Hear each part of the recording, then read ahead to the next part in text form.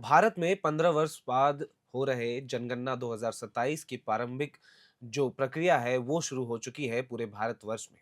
और ये प्रक्रिया जो है 1 अप्रैल से ही सुचारू रूप से चालू है। अब पहली प्रक्रिया जो है वो है सेल्फ एनुमरेशन यानी स्वगणना, जिसके तहत आप अपने परिवार को जनगणना की सूची में बड़ी आसानी से जो गृह मंत्रालय द्वारा जारी किए गए वेब पोर्टल में खुद से डाटा और डॉक्यूमेंट सबमिट कर चिन्हित कर सकते हैं और सूचीबद्ध कर सकते हैं।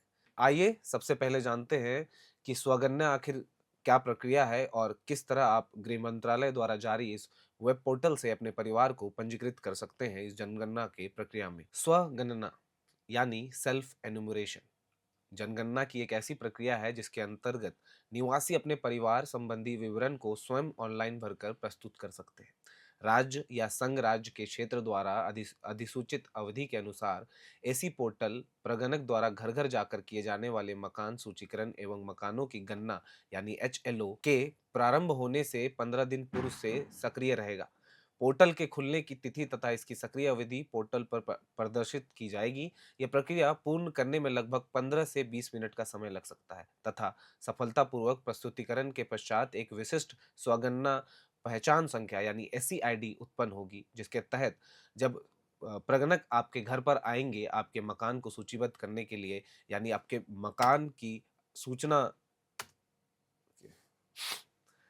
यानी आपके मकान की सूचीकरण के लिए, तब आप ये ऐसी आईडी दिखाकर आसानी से ये प्रक्रिया पूरी कर सकते हैं। एक ज़रूरी बात हम आपको बताना चाहेंगे कि ये जो स्वगणना की प्रक्रिया है, ये जब मकान सूचीकरण शुरू होगा उससे 15 दिन पहले तक ही उपलब्ध रहेगी और सिर्फ 15 दिनों के लिए ही उपलब्ध रहेगी। जिसके बाद जो तारीख दी गई है वेबसाइट पे अगर आप जाते हैं इस वेब पोर्टल पर, जो se.census.gov.in इस पोर्टल पर अगर आप जाते हैं तो आपको सबसे पहले यहाँ पर राज्य चुनने की ऑप्शन मिलती है, जिसके बाद नीचे अगर आप जाएंगे तो कैप्चा भरने के बाद आप इसको सबमिट करेंगे तो आगे का पेज खुलेगा। ये प्रक्रिया हम पहले जानेंगे, लेकिन इस पोर्टल पर आप पहुंचते हैं तो दाहिने साइड में एक ऑप्शन है स्वगणना की अवधि।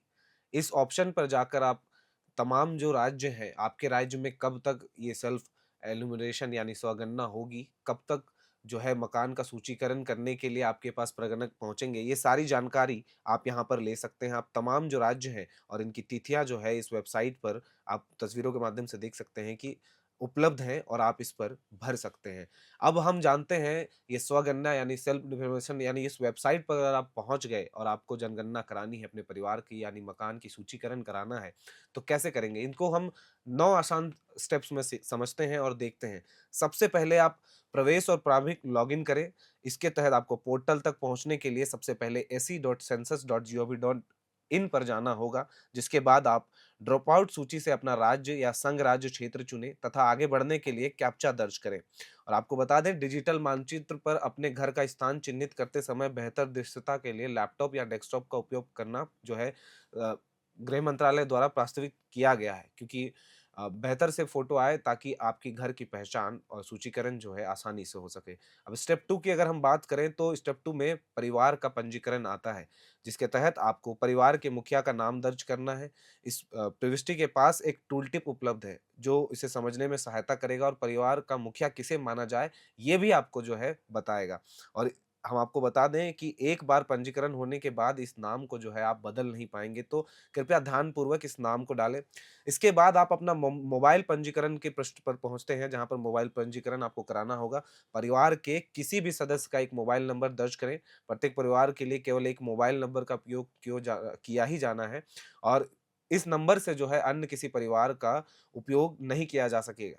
और उसके बाद आपको वैकल्पिक तौर पर ईमेल आईडी भरने का भी ऑप्शन मिलता है, जहाँ पर आप वैकल्पिक तौर पर अगर आप चाहें तो ईमेल आईडी दर्ज कर सकते हैं, जिसमें आपको जो है ऐसी आईडी भेजा जाएगा। अन्यथा अगर आप नहीं भी भरना चाहें ईमेल आईडी, तो फ़ोन नंबर पर आपकी ऐसी आईडी जो है, जैसे ही रजिस्ट्रेशन आपकी कंप्लीट हो जाएगी प्रक्रिया, तब आपके घर आपके फ़ोन नंबर पर एसएमएस के ज़रिए पहुँच जाएगा। अब स्टेज 3 में अगर हम बात करें तो भाषा सिलेक्शन का ऑप्शन आता है, यानी भाषा चयन एवं ओटीपी सत्यापन का। सबसे पहले आप अपनी पसंदीदा भाषा सावधानीपूर्वक चुनें। प्रक्रिया के बाद के चरणों में इसे बदला नहीं जा सकता है। सबसे बड़ी बात ये है कि आप एक बार भाषा चुन लेते हैं तो इसे बदला नहीं जा पाएगा। इसके बाद अब ओटीपी सत्यापन की बारी आती है। अपने जो रजिस्टर्ड मोबाइल नंबर है, जो परिवार के डाटा के साथ आपने डाला है, उस मोबाइल नंबर को डालें, जिसके बाद एक ओटीपी जो है डेवलप करने का ऑप्शन आएगा, ओटीपी दर्ज करें और आगे की प्रक्रिया में जाएँ, जो है स्टेप 4। स्टेप 4 में आपको निवास स्थान का विवरण प्रदान करना है। इसके तहत आपको अपना जिला चुनें, जिसके बाद अपना पिन कोड दर्ज करें, इसके पश्चात अपने गाँव, नगर, स्थानीय क्षेत्र तथा निकटवर्ती पहचान चिन्ह यानी लैंडमार्क का नाम दर्ज करें। इसके बाद सर्च पर क्लिक करें, जिसके बाद स्टेप 5 में आपको मानचित्र पर अपने निवास स्थान का चिन्हांकन करना है। जैसे आप एक मार्कर देख सकते हैं रेड कलर की आप स्क्रीन पर, इस मार्कर पर आपको जाना है और उस मार्कर को अपने घर के ऊपर लेके जाना है। स्क्रीन पर एक लाल संकेतक मार्कर के साथ मानचित्र जो है वो प्रदर्शित होगा। इस संकेतक को खींचकर अपने निवास स्थान के सटीक स्थान पर रखें, ताकि आवासीय भवन का सही स्थान चिन्हित किया जा सके। इसके बाद सहेजें और आगे बढ़े पर क्लिक करें। स्थान संबंधी जानकारी की पुष्टि हेतु एक संदेश प्रदर्शित जो है आपके स्क्रीन पर हो जाएगा। और आपको बता दें कि इसमें एक नोट है कि एक प्रगणक द्वारा घर-घर भ्रमण के दौरान सत्यापन हेतु स्वगणना डेटा से संबंधित मानक सूचीकरण ब्लॉक, हाउस लिस्टिंग ब्लॉक से आवंटित करने में सहायक होगा। मतलब अगर आप ये प्रक्रिया फ़ॉलो करते हैं, तो आपको जो है आगे जब प्रगणक आपके घर में पहुँचेंगे, तो ये प्रक्रिया उनके लिए भी आसान हो जाएगी। इसके बाद हम स्टेप 6 पर आते हैं, जहाँ पर प्रश्नावली को पूर्ण करना है। इसमें आपको एक क्वेश्चनायर आपके सामने आएगा, जिसमें मकान सूचीकरण और मकानों की गणना के संबंधित प्रश्नावली भरना पड़ेगा आपको। जिसके बाद आप विशिष्ट प्रश्नों के लिए प्रश्नों के नीचे दिए गए नोट्स, टूल टिप्स तथा अक्सर पूछे जाने वाले प्रश्न का उपयोग कर सकते हैं। इसके बाद एक प्रश्नावली वही है जिसका उपयोग प्रगणक द्वारा किया जाएगा, जिसमें जो आपके परिवार संबंधित जो डाटा प्रगणक आकर आपसे डोर टू डोर पूछेंगे, वो सारे जो ऑप्शंस है इस माध्यम से आप भर सकते हैं ऑनलाइन ही और सारी चीज़ों को आसान बना सकते हैं। फिर स्टेप 7 में अगर आप जाते हैं, तो डेटा की जो है आपने जो दर्ज किया है डेटा इस वेबसाइट पर, उसकी समीक्षा करने के लिए आपको पूर्वावलोकन स्क्रीन के माध्यम से सभी दर्ज की गई जानकारी को अनुभाग एवं जांच करें। इस चरण पर डेटा में संशोधन किया जा सकता है। मतलब यहाँ पर अगर आप चाहें तो बैक जाकर डाटा को फिर से चेंज कर सकते हैं, उसको ड्राफ्ट में सेव कर सकते हैं। अगर और आपकी सारी जानकारी आपको सही लगती है, आपका डाटा आपको सही लगता है, तो आप आगे पुष्टि करें और सबमिट करें ऑप्शन पर क्लिक कर आगे की प्रक्रिया के लिए बढ़ सकते हैं। 8वां जो है अंतिम प्रस्तुतिकरण जो स्टेप है, इसमें जब आप संतुष्ट हों तब पुष्टि करें और सबमिट करें पर क्लिक करें। इसके बाद किसी भी प्रकार का संशोधन संभव नहीं है, हम आपको बता दें। इसके बाद आप कोई भी चेंजेस इस पूरे प्रक्रिया में कर नहीं पाएँगे आगे।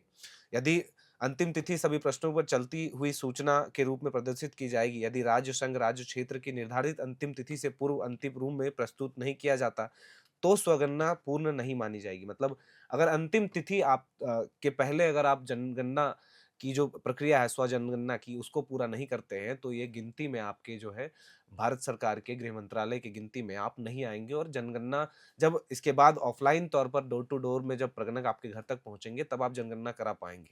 तो 15 दिन पहले जब प्रगणक आपके घर तक पहुँचे, उससे पहले आपको जो है आपको जनगणना की जो ऑनलाइन प्रक्रिया है, इसको पूरा जो है कर लेना है। और इसके बाद स्टेप 9 आता है, जब आप जनगणना प्रगणक आपके घर आए, तो उन्हें अपनी एससी आईडी प्रदान करें।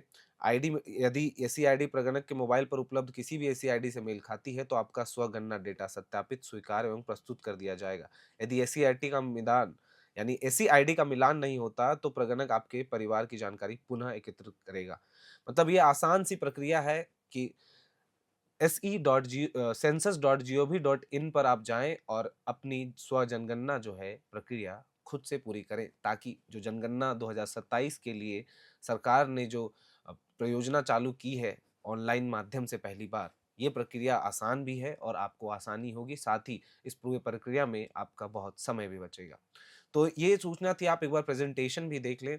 किस तरह सभी राज्यों में जो है आप तस्वीरों के माध्यम से देख सकते हैं, किस तरह सभी राज्यों में ये जो प्रक्रिया है स्वगणना की, ये जो है शुरू हो चुकी है। अगर हम राज्यों की बात करें, तो झारखंड में ये 1 मई से शुरू होने वाला है, जो 15 मई तक ये प्रक्रिया चलेगी। अन्य राज्यों की ही अगर बात हम करें, तो आप लिस्ट के माध्यम से देख सकते हैं कि दादरा और नागर हवेली तथा दमन और दीव में जो है 5 अप्रैल और 19 अप्रैल तक ये प्रक्रिया चली। इसके बाद 20 अप्रैल से वहाँ पर जो है प्रगणक डोर टू डोर जो है हाउस लिस्टिंग और हाउस सेंसस के माध्यम से सारी प्रक्रियाएँ कर रहे हैं। अब अगर हम बात करें कई जो प्रक्रियाएँ हैं उत्तर प्रदेश हो चाहे जम्मू-कश्मीर हो, ये सब मई में जो है शुरू होंगी।